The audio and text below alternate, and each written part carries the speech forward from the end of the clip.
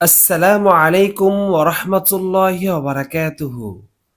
প্রিয় দর্শক শ্রোতা, আশা করি আল্লাহ পাকের অশেষ রহমতে আপনারা সকলেই ভালো আছেন।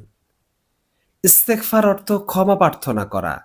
আল্লাহ তাআলার কাছে নিজের ভুল ত্রুটির কথা স্মরণ করে ক্ষমা চাওয়া। ভুল ত্রুটি না থাকলেও ক্ষমা চাওয়া সুন্নত। কেননা ইস্তেগফার পড়লেই আল্লাহ তাআলা খুশি হন।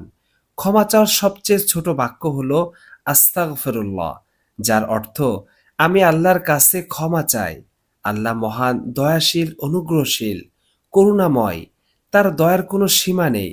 তিনি দয়াবান, পরম ক্ষমাশীল, অতি দয়ালু। তিনি ভুল ত্রুটি, পাপতাপ, যাবতীয় অপরাধ ক্ষমা করেন, দয়া ও করুণা বর্ষণ করেন।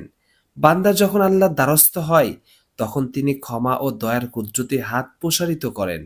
বান্দা ইস্তেগফার করলে আল্লাহ ক্ষমা করেন। বান্দা আল্লাহকে ডাকলে আল্লাহ ডাকে সাড়া দেন। কোরআনে কারিমে আল্লাহ তাআলা বলেন, আমি অবশ্যই ক্ষমাশীল তার প্রতি যে তওবা করে, ঈমান আনে, সৎকর্ম করে ও সৎপথে অবিচল থাকে। অন্য আয়াতে আল্লাহ তাআলা বলেন, যে ব্যক্তি কোনো মন্দ কাজ করে ফেলে বা নিজের প্রতি জুলুম করে বসে, তারপর আল্লাহর কাছে ক্ষমা চায়, সে অবশ্যই আল্লাহকে অতি ক্ষমাশীল, পরম দয়ালুই পাবে।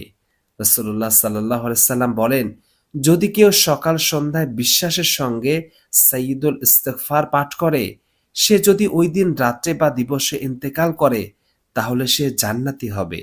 রাসূল সাল্লাল্লাহু আলাইহি সাল্লাম আরো বলেন, যে ব্যক্তি দৃঢ় বিশ্বাসের সঙ্গে সাইয়্যিদুল ইস্তিগফার সকালে পাঠ করে, সারা দিনের কোনো অংশে যদি সে মারা যায়, তবে সে জান্নাতি হবে। আর যে ব্যক্তি প্রতি রাতে পাঠ করে, রাতে মারা গেলেও সে জান্নাতি হবে। অর্থাৎ সাইয়্যিদুল ইস্তিগফার সকাল বিকাল ২ বার পাঠ করলে সারা দিনে যদি কেউ মৃত্যুবরণ করে থাকে, তবে সে জান্নাত লাভ করবে।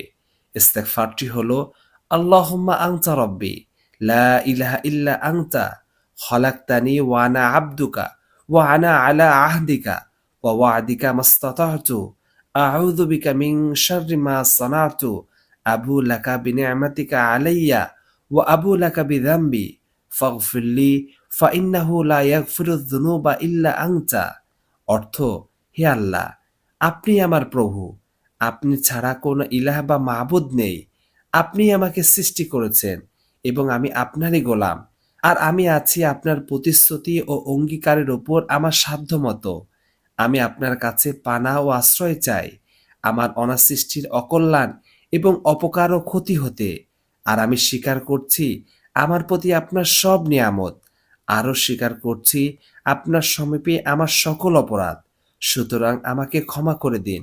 আর অবশ্যই আপনি ছাড়া ক্ষমা করার আর কেউ নেই। তাই আল্লাহ রাব্বুল আলামিন আমাদের সকাল বিকাল সাইয়্যিদুল ইস্তিগফার পাঠ করার তৌফিক দান করুন। আমিন।